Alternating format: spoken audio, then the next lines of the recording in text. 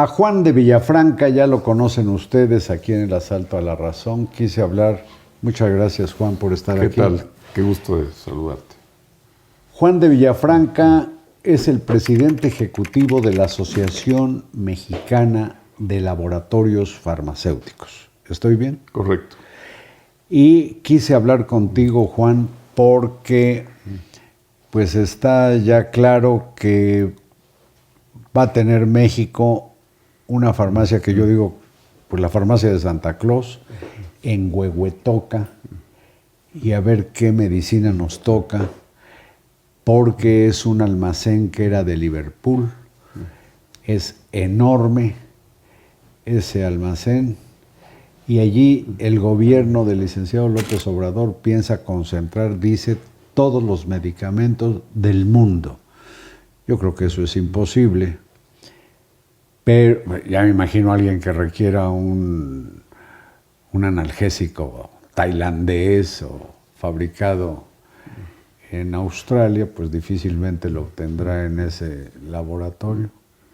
Y a partir de esto, entiendo, Juan, que en el mundo no existe un superalmacén donde se concentren medicamentos. Y ese es el inicio de nuestra conversación. ¿Qué piensas de la megafarmacia? Pues mira, es algo inédito, no existe en el mundo. Y nosotros, hay muchas preguntas que nos hacemos, porque nosotros somos fabricantes de medicamentos, pero sí será interesante saber, por ejemplo, si piensan que este almacén, o a través de este almacén, pasen todos los medicamentos que compre el sector público. Sector público, estamos hablando de Seguro Social, ISSSTE, Defensa, Marina, Pemex, los institutos que dependen de la Secretaría de Salud y también muchos gobiernos de los estados que se han adherido a un pacto para la compra de medicamentos. Entonces, pues es algo que no se ha dicho todavía, ¿no? Nosotros estamos pendientes y sí nos gustaría tratar de entender un poco más cuál es el modelo que piensan seguir o cuál va a ser cómo va a operar esta megafarmacia. Pero esto también es una medida que responde a lo que parece ser un gran desorden en lo que tiene que ver con la adquisición y distribución de medicamentos en el sector público y ha afectado, por cierto, al sector privado. Y yo te pregunto, Juan de Villafranca, ¿cómo llegamos a esto?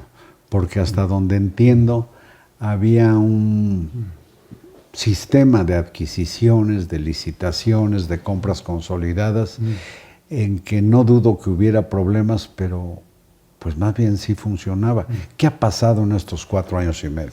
Bueno, el modelo se cambió radicalmente, ¿no? Antes lo que hacían los distribuidores eran los que participaban en la licitación, ellos a su vez le compraban a los laboratorios y se encargaban de pagarle al laboratorio y entregar el medicamento en el destino final. Cambiaron el modelo en el cual se dividió por una parte la fabricación y por otro lado la distribución, y vamos en lo que va de esta administración, pues ya llevamos 4 modelos distintos de compra de medicamentos y también ha habido varios modelos de distribución.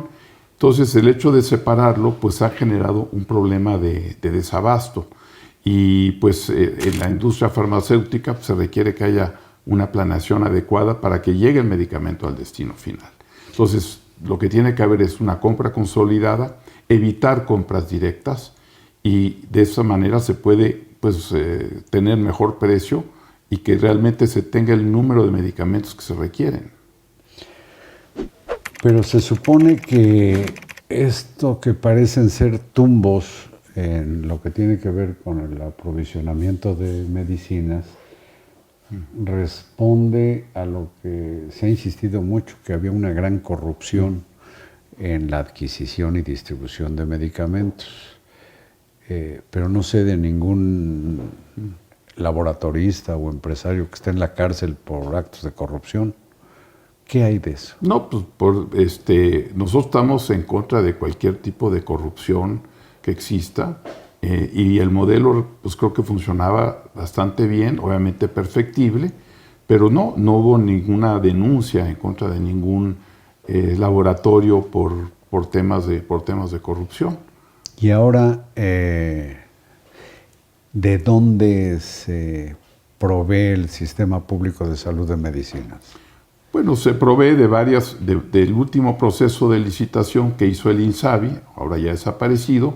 Hicieron una licitación para el año 2023-2024. Ahorita acaban de hacer una nueva licitación para 2024. ¿Por qué? Porque es realmente una corrección a la que habían hecho.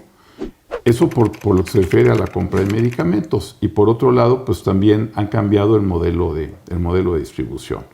Esto se ha traducido en que no ha habido los medicamentos entregados de manera oportuna o dispensado al paciente. El paciente es lo más importante que hay que tener en mente, ¿no? Y pues también ha encarecido porque en el momento que hay compra directa, porque no se hace una licitación completa, se traduce en que se pagan precios más altos por los medicamentos, que a final de cuentas eso es en perjuicio del erario público.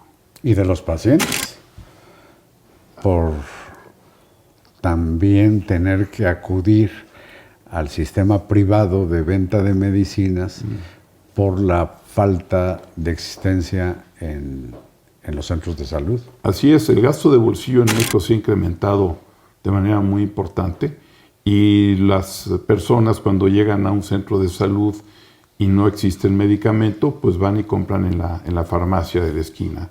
Y esto se ha traducido también en que el mercado privado ha crecido pues cerca de 30-35% en los últimos años, porque la gente pues, prefiere sacrificar la fiesta de 15 años, la comida familiar, y lo que acaban haciendo es comprando el medicamento directamente. Y aquí, lamentablemente, los que se ven más afectados son las gentes más vulnerables desde el punto de vista económico. Que inclusive para quienes tienen o gozan del apoyo de los programas sociales, con algún dinero en efectivo que les da el gobierno, pues ese dinero se va frecuentemente en la compra de medicamentos. Así es. Y es parte de todo. Hay que verlo como una parte integral de todo lo que es el sistema de salud. Porque si en un momento dado no llega el medicamento a tiempo, sobre todo pensemos en enfermedades crónico-degenerativas que son muy serias, pues esa persona no puede trabajar, esa persona va a acabar hospitalizada, le va a costar más al país tener a la gente en el hospital y sobre todo se va a deteriorar la salud de la persona, ¿no? Y lo más importante, como yo comentaba, es siempre pongamos por delante al paciente. Pero a ver, la crítica del presidente López Obrador ha sido siempre en el sentido de que la adquisición de medicamentos y la distribución se concentraban en unos cuantos. ¿Cómo funciona el sistema de aprovisionamiento y distribución de medicamentos en algunos países que pudieran servir de ejemplo? Pues mira, aquí se concentra porque es un tema de economía de escala. Estás hablando, en el caso de México, de más de 1,500 claves o tipos distintos de medicamentos. Estás hablando de volúmenes muy altos de número de piezas. Y en otros países, por ejemplo, el caso de Estados Unidos. Estados Unidos es el mercado más grande del mundo en compra de medicamentos. El mercado de Estados Unidos vale más de 600,000 millones de dólares. Ellos compran el 48% en valor de los medicamentos del mundo. Y toda la distribución en ese país está concentrada en 3 grandes distribuidores. Tienen el 90%. En el caso de Alemania igual son 2 distribuidores, en el caso de Gran Bretaña igual son 2, en el caso de Francia igual. ¿Por qué? Porque es un tema de economía de escala. Porque en un momento dado, hacer llegar a tantos puntos ya lo que realmente requieren de medicamento, pues implica tener un sistema logístico complejo donde se determine qué se va a llevar, cómo se va a llevar. Y claro, muy importante también que se cumplan con las normas regulatorias. ¿Por qué? Porque muchas veces los medicamentos tienen que trasladarse en red fría y se tiene que cumplir con todo lo que es la trazabilidad para que el medicamento llegue en buenas condiciones al paciente.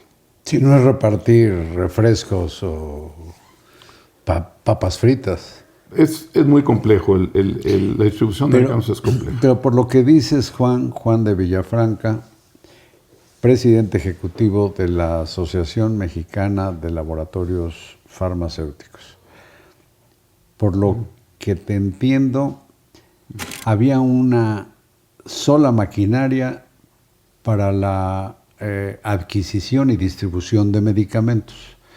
Y al parecer, en estos 4 años y medio, en México, pues se hicieron otras distintas maquinarias, no sé si 2 o 3, separando lo que debiera ser una unidad. Así es, se tiene que ver todo como algo integral, la fabricación y la distribución. Aquí pasamos primero, quien se encargaba de hacer la licitación antes era el Seguro Social, gente muy competente. ¿Y por qué el seguro? Porque es la institución que compra más medicamentos en todo el país.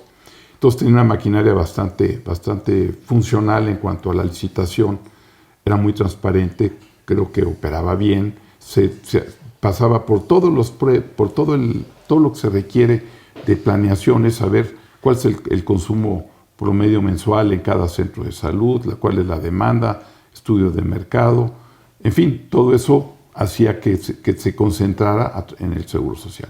Después, en esta administración, le encargaron esto primero a la Oficialía Mayor de Hacienda, después al INSABI, después se contrató el servicio de UNOPS, una parte de Naciones Unidas que resultó un fracaso, le quedó muy chico México, y después nuevamente volvió a INSABI. Y ahorita pues le va a corresponder manejar la compra a IMSS Solidaridad. Bueno, como ven, se han estado dando tumbos en este tema. El tiempo de esta emisión se está agotando, Juan de Villafranca. Yo te pido que permanezcas aquí para continuar. Tenemos que hablar de la farmacia de Santa Claus, por favor. ¿Aguantas aquí? Con mucho gusto. Muchas gracias a ustedes y hasta mañana.